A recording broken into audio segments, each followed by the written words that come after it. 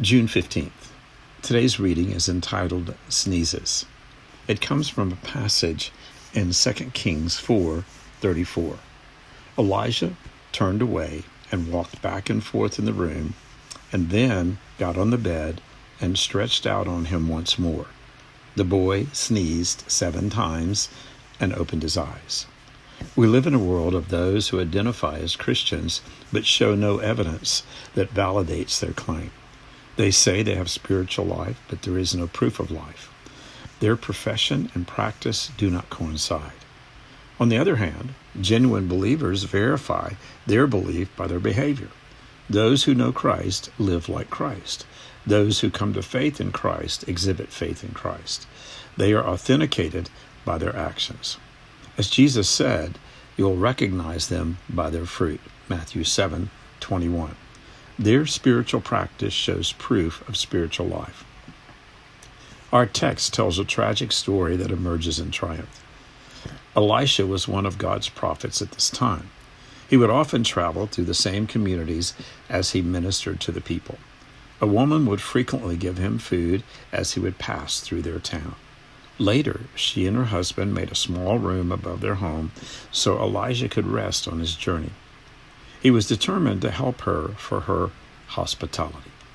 He discovered that she had no children and thus no heir to care for them in their old age or carry on their family name. Elijah predicted that they would have a son, and that year, indeed, she bore a son. As time passed, the son grew and was helping his father in the field when he was overcome by a heat stroke and died later that day in his mother's arms. Now their promised son and their hope for provisions for the future was gone. Grief-stricken, the mother sought after Elisha in hopes that he would come and help her, and perhaps even raise her son from the dead. Elisha immediately comes to her aid. He recognizes that the child is dead, as there was no sound or sign of life present for his lifeless body. So Elisha prays and then positions himself on top of the body. The cold body of the child begins to warm. Elisha paces around and returns to lie on the boy's body. This time the child sneezes 7 times. Life had miraculously returned to the lifeless child. He was resurrected and returned to his mother alive from the dead.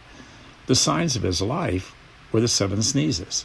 If there had been only 1 sneeze, there might have questioned whether he was alive. But there were 7 in succession. There was no doubt that he was alive. The 7 sneezes were evidence enough to justify their conclusion. It was the proof of life. This miracle helps us understand the spiritual new birth. It is a beautiful picture of our sinful condition and spiritual conversion. You see, the scripture teaches that all of us at one point are spiritually dead. Ephesians 2:1. Like the boy, our condition leaves us incapable of making ourselves spiritually alive. It takes a supernatural act of spiritual birth to enable us to be made spiritually alive. This act is called the new birth. Jesus said that we must be born again or spiritually regenerated to respond to him in faith and belief. John 3:3. Elijah was the earthly agent God used to supernaturally raise the boy to life.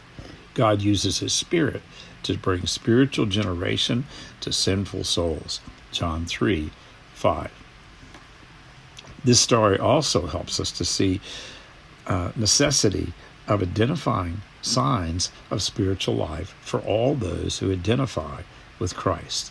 The 7 sneezes clearly communicated that the boy had been raised from the dead. In the same way, spiritual transformation must be accompanied with spiritual traits.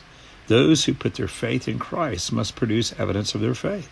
That's what the fruit is that Jesus mentioned. There must be proof of life to validate their profession. Those who claim to follow Christ must present claims that they are authentic Christians. The boy in the story was dead. So are we. The boy was raised to life. We who know Christ are born again and raised to new life in Christ. The sneezes were the evidence he was alive. Our faith and spiritual fruit are proof of life. Today, thank the Lord for the spiritual new birth. Praise him that when we were spiritually dead in our trespasses and sins, he made us to lie together with Christ. Ephesians chapter 2. Thank him that by his Spirit we show proof of life by our life.